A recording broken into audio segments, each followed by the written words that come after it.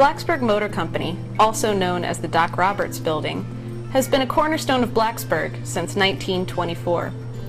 Located in the 400 block of South Main Street on the southwest corner of the Clay Street and Main Street intersection, the building is notable for its architectural significance, its connection to the history of the automobile in Blacksburg, and its relation to the Hefner family of Montgomery County. The early history of the motor company began when Robert Hefner and his brother Mason Hefner joined to finance Blacksburg Motor Company and Blacksburg Hardware. Mason Hefner became the dealer of the hardware, and my father-in-law, Robert C. Hefner, became president and dealer of the Blacksburg Motor Company Chevrolet.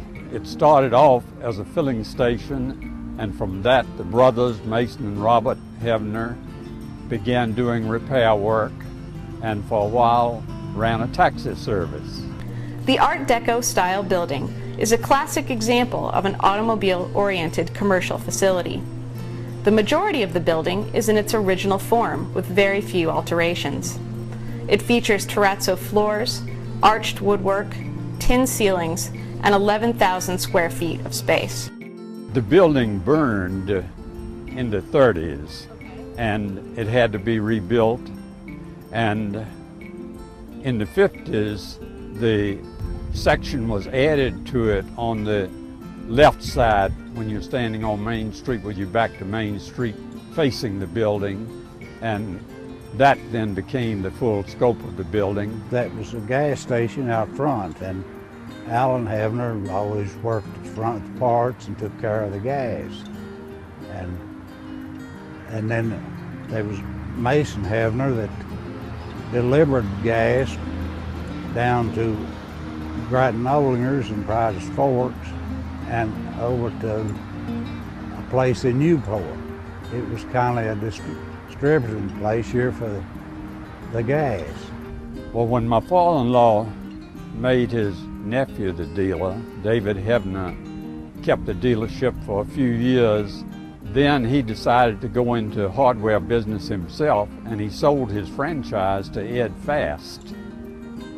And David had changed the name from Blacksburg Motor Company to Hefner Motor Company. And of course, Ed Fast had the Fast Chevrolet business. And then when Ed Fast gave up his franchise, the Doc Roberts people who were working at the time across the street, they rented the premises to become the Goodyear dealer at Blacksburg Motor Company. The building's construction in 1924 reflected significant changes not only for Blacksburg residents, but for the nation as a whole. Between 1914 and 1920, automobile ownership rose dramatically, with 1 in 14 Americans owning a car by the end of this period. Car owners were mostly middle-class, white men who lived in the suburbs, yet the resale market that grew in the 1920s and 1930s made cars more affordable for urban laborers and minorities. Back at that time, you could almost count the names of families who owned cars. Always the doctor and the preacher and leading businessmen would be the first people who owned cars. Tourism by automobile also grew considerably during this period. Cars were heralded for giving citizens the ability to escape the pressures of the city and enter the democratic, regenerative, unifying space of the open road. Blacksburg was also touched by this national tourism trend. An October 16, 1924 article announcing the construction of the Blacksburg Motor Company noted, "A very unique feature, as well as a serviceable one to tourists, is a ladies' restroom, which will comprise a portion of the building." My father-in-law had, in the building of the building, put in a ladies' restroom, which was unusual for the times. And whenever customers came in, he made sure that each customer was taken care of properly so that they would want to come back. Usually you'd talk with the customers, which back then they could come back in the shop where you were working, and it wasn't no restriction on it like it is today. And you know, a lot of them would come back and watch you work on their vehicle. And as subdivisions began to rise in Blacksburg, so did the need for automobiles. Things began changing a great deal under Marshall Hahn, but even before that, subdivisions were beginning to grow up. My father-in-law was a member of a small group, Floyd Plank and Dr. Hatcher, who was head of the math department, who developed a farm that became McBride Village. Airport Acres was already developed when I came as a student. Mr. Pandappas had developed it almost as part of the war effort to give people a chance to live. Preston and Draper had become the first subdivision of Blacksburg, and that at that time was out of town.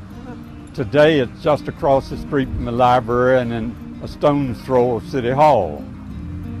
After that, the subdivision known as Blackwood, adjacent to Country Club Drive, and the subdivisions that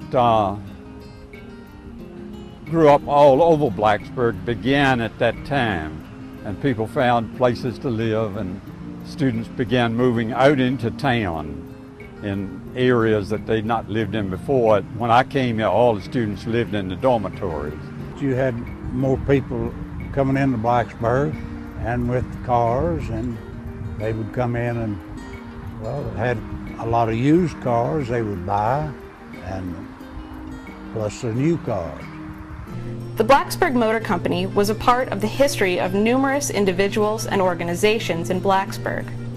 The Volunteer Rescue Squad, originally formed in 1950, purchased its first vehicle, a Chevrolet panel truck, from the Blacksburg Motor Company for $1,740. Similarly, Blacksburg's Volunteer Fire Department, formed in 1925, housed its fire trucks at the motor company in its early years. As luck would have it, at the time of the 1933 fire, the department's fire truck was stored on the premises.